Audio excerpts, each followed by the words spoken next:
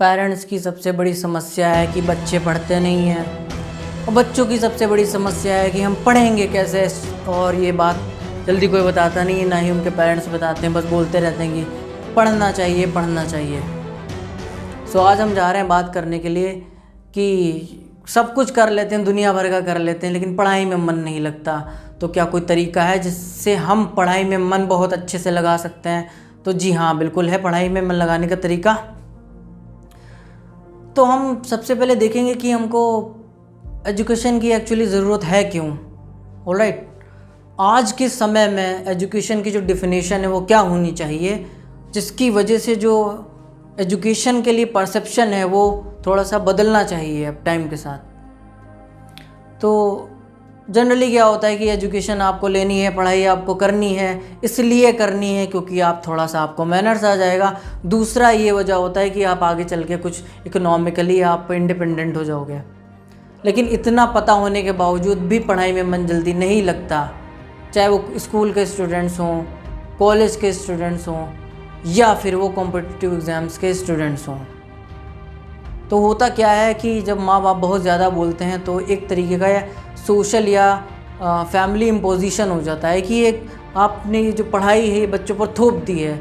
बच्चे भी इसको बिल्कुल ऐसा समझते हैं कि ये चीज़ हमारे पर थोपी गई है और ये करना तो हमको है ही, चाहे जैसे भी करना है, ठीक है ना। तो ये चीज़ बदलनी चाहिए समय के हिसाब से, क्योंकि ये 2023 चल रहा है और जो चीज़ें हैं उनको लेकर के जो परसेप्शन है वो थोड़ा सा एडवांस लेवल पे जाना चाहिए। तो हम बात करेंगे enlightenment of the studies and education के बारे में कि आपको स्टडीज़ से और एजुकेशन से लेना क्या है। ऑलराइट, तो आज जो मेरे हिसाब से डेफिनेशन होनी चाहिए एजुकेशन की और स्टडीज़ की, that should be the enlightenment of the individual और द पर्सन्स। ऑलराइट, अभी इनलाइटनमेंट क्या है? तो इनलाइटनमेंट का सीधा मतलब होता है कि आपके अंदर वैल्यू एडिशन जो आपकी लाइफ में है वो कौन करने वाला है? वो एजुकेशन करने वाला है। आपको अलग अलग तरीके में अलग अलग तरीके से जो वैल्यू एडिशन करता है वो एजुकेशन ही करता है। आपको एक अवेयर इंडिविजुअल बनाना और आपको एक मैनरफुल इंडिविजुअल बनाना और आपको एक कल्चरल एंड सिविलाइज्ड सिटीज़न बनाने में जो योगदान है वो एजुकेशन का ही है। यदि आप अगर एजुकेशन नहीं लोगे तो आपकी जो सिविलाइजेशन है वो कैसी रह जाएगी? अनकल्चर्ड रह जाएगी सिविलाइजेशन। और अगर जो भी सिविलाइजेशन कल्चर्ड नहीं है, सिविलाइज्ड नहीं है और इनलाइटेंड नहीं है, उसका जो पतन है, उसका जो फॉल है वो तय है और वो सिविलाइजेशन कभी भी बहुत ज़्यादा एडवांस लेवल पे नहीं जा सकती। ऑलराइट, अब इंडिया जैसे देश में जहाँ पे हम देखते हैं एजुकेशन एक तरीके का बचपन से ही इम्पोजिशन होता है, तो यहाँ पे सिग्निफिकेंस जो एजुकेशन का एनलाइटनमेंट से रिलेटेड है वो ज़रूर पता होना चाहिए आप लोगों को, और वो अपने बच्चों को बताएं ज़रूर। एजुकेशन थोपी नहीं जानी चाहिए। उसका जो स्टडीज़ का जो एक सिग्निफिकेंस है होल लाइफ में जो वैल्यू एडिशन करने की बात है वो पता होनी चाहिए, वो पेरेंट्स को स्प्रेड करनी चाहिए, अपने बच्चों को बताना चाहिए। अब हम कुछ कारण देख लेते हैं जिसकी वजह से पढ़ाई में किसी का मन नहीं लगता। पढ़ाई में तो किसी का मन लगता ही नहीं है क्योंकि ये एक सोशल इम्पोजिशन बन गया है जो एजुकेशन है और स्टडीज़ है, ठीक है। तो हम सबसे पहले पहली वजह देखते हैं कि किस वजह से लोगों का पढ़ाई में मन नहीं लगता। सबसे पहली जो वजह है वो ये है कि उनको अपना वाई नहीं पता होता कि एजुकेशन, वो जो एसएससी की तैयारी कर रहे हैं, यूपीएससी की तैयारी कर रहे हैं, एमबीबीएस की कर रहे हैं, जो भी जिस भी फील्ड की पढ़ाई कर रहे हैं, कहीं रिसर्च कर रहे हैं, उसके पीछे उनका पर्पज़ क्या है वो उनको नहीं पता होता। या तो उनके फादर ने उनसे बोला ऐसा करने को, उनके मदर ने उनसे बोला ऐसा करने को, या फिर उन्होंने किसी को देखा है, या फिर उनका कोई दोस्त है जो ऑलरेडी कोई एमबीबीएस डॉक्टर है या फिर आईएएस ऑफिसर है, या फिर वो कोई सरकारी नौकरी में है, या फिर कोई भी फील्ड हो सकती है, तो वो ऐसा करने लग जाते हैं। कुछ समय के बाद जो होता है उनके लिए सबसे बड़ी समस्या बन जाती है कि कंसिस्टेंसी को कैसे मेंटेन करेंगे।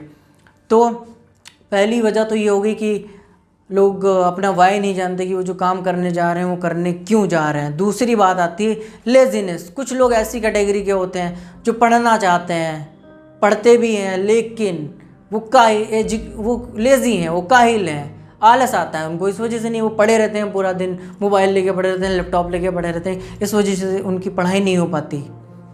कुछ ऐसे भी लोग होते हैं। और कुछ लोग कैसे होते हैं, तीसरी कैटेगरी के लोग, जिनको नींद बहुत आती है, पढ़ते ही उनको नींद आने लगती है, वो स्लीपी बहुत होते हैं, 8-8 10-10 घंटा सोते हैं, उसके बाद में भी जब दिन में वो पढ़ने बैठते हैं तब भी सोते हैं। तो उनके लिए सबसे बड़ी गंभीर जो समस्या बन जाती है वो उनकी नींद बन जाती है, जिसकी वजह से वो पढ़ नहीं पाते हैं। तीसरे लोग कौन होते हैं, जो पढ़ते भी हैं लेकिन डाउट में रहते हैं थोड़ा सा कि जो मैं कर रहा हूँ ये कर पाऊँगा कि नहीं कर पाऊँगा, ये कैसे कर पाऊँगा या नहीं कर पाऊँगा, डाउट रहता है।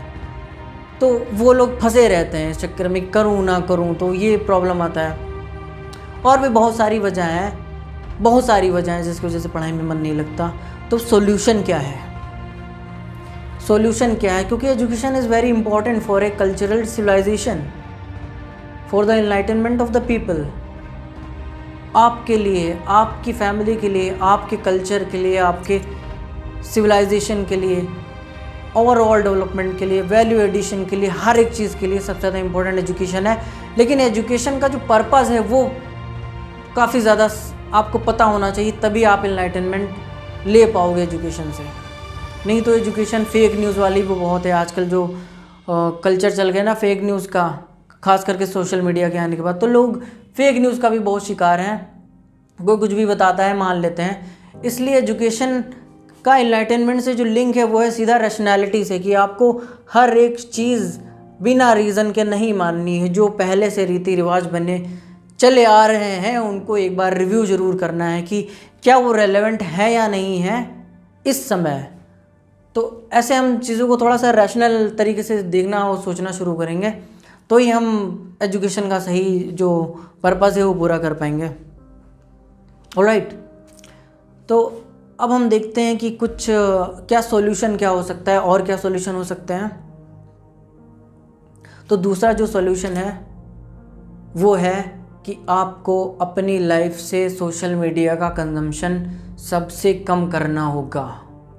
क्योंकि देखो होता क्या है कि हम पूरा दिन क्या करते हैं कि इंस्टाग्राम पे, सोशल मीडिया के अलग अलग प्लेटफॉर्म पे, यूट्यूब पे पूरा दिन स्क्रॉल करते रहते हैं, जिससे क्या होता है यहाँ बहुत सारी इन्फॉर्मेशन रिटेन कर ली। अब हुआ क्या, वो जैसे कि हम खाना खाते हैं तो उसके बाद में खाने की प्रोसेसिंग होती है और अलग अलग चीज़ें बॉडी में बनती हैं। इसी तरीके से इन्फॉर्मेशन हम बहुत ज़्यादा डाइट में ले लेते हैं अपनी दिमाग में, और उसके बाद में जो हमारा जो माइंड है वो अलग अलग उनके कंक्लूजन ड्रॉ कर देता है, उनके बहुत सारे बहुत सारे आउटपुट तैयार कर देता है। और जब आप पढ़ने बैठते हैं उस समय भी वही चीज़ें दिमाग आपके माइंड में डालते रहता है, वही डालते रहता है, और आपके दिमाग में वही घूमता रहता है, पढ़ाई भी नहीं कर पाते। ठीक है ना।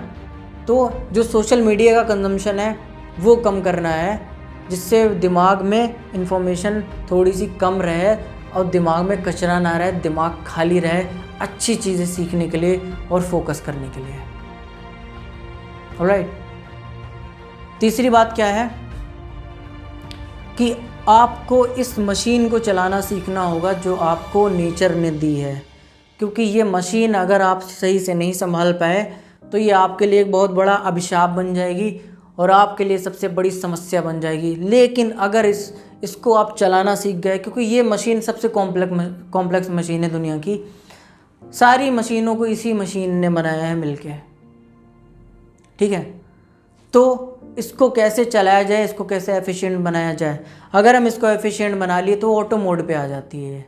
इससे आप कोई भी काम ले सकते हो, कोई इन्वेंशन करना है, पढ़ाई करनी है, किसी भी काम में फोकस लगाना है, तो ये ऑटो मोड पे आ जाती है। तो ऑटो मोड पे कैसे आएगी, तो इसको सही फ्यूल देना पड़ेगा। कोई भी मशीन सही तब चलती है जब उसको सही फ्यूल मिलता है। अगर कोई भी कार है जो कि डीजल से चलती है, पेट्रोल डाल दोगे कहाँ से चलेगी।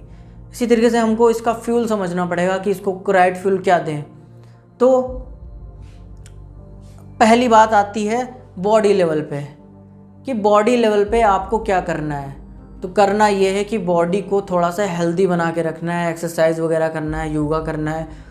इसके साथ साथ इसको सही डाइट देनी है, जो न्यूट्रिशियस डाइट होती है, जिसमें विटामिन्स होते हैं, माइक्रो न्यूट्रिएंट्स होते हैं, वो डाइट देनी है। और खासकर पढ़ने वाले लोग जो हैं उनको इस बात का ध्यान रखना है कि वो फास्ट फूड का कंजम्पशन कम से कम करें, क्योंकि जो फास्ट फूड होता है वो आपको बिल्कुल भी एनर्जी नहीं देता।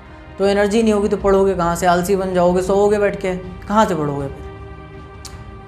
तो ये तो हो गया बॉडी लेवल पे। उसके बाद में माइंड लेवल पे, ये सबसे इम्पोर्टेंट एस्पेक्ट है। अगर आपने इस पे काम कर लिया तो ऑटो मोड पे आगे समझ लो। तो क्या काम करना है? तो देखो बॉडी को आप समझ के क्या चाहिए, दिमाग को क्या चाहिए, ऑक्सीजन चाहिए। हम क्या करते हैं, बहुत छोटी सांस लेते हैं यहाँ तक, तो क्या होता है, ऑक्सीजन बहुत कम होती है हमारी बॉडी में, और डायफ्राम यहाँ तक होता है काफ़ी नीचे तक, और हमारे नीचे के हिस्से में कार्बन डाइऑक्साइड जम जाती है क्योंकि ऑक्सीजन जाती ही नहीं वहाँ तक। तो हमको क्या करना है कि डीप ब्रीदिंग करनी है, यहाँ तक बेली ब्रीदिंग करनी है, नाभि तक गहरी सांस। तो बॉडी में ज़्यादा से ज़्यादा ऑक्सीजन जाएगी तो माइंड ज़्यादा से ज़्यादा ऑक्सीजन लेगा, और जब ज़्यादा ऑक्सीजन लेगा तो बेहतरीन तरीके से काम करेगा, ऑटो मोड पे आके काम करेगा। इसके लिए करना क्या है, आपको डीप ब्रीदिंग करनी है। दूसरा, डेली मेडिटेशन करना है, बैठ के 15 मिनट, 20 मिनट, आधा घंटा, 25 मिनट, जितना कर पाओ। उसमें क्या करना है, आपको सीधे बैठ जाना है, आंखें बंद करके, और डीप ब्रीदिंग करनी है, और अपनी ब्रीदिंग पे ही सारा कंसंट्रेशन रखना है। तो बॉडी की एनर्जी आपकी सारी सेंट्रलाइज होना शुरू हो जाएगी, और उसकी हेल्प से क्या होगा कि आप जो आपके दिमाग में, माइंड में जितना भी डैमेज हुआ है, जितना भी कचरा भरा है, धीरे धीरे वो खाली होना शुरू हो जाएगा।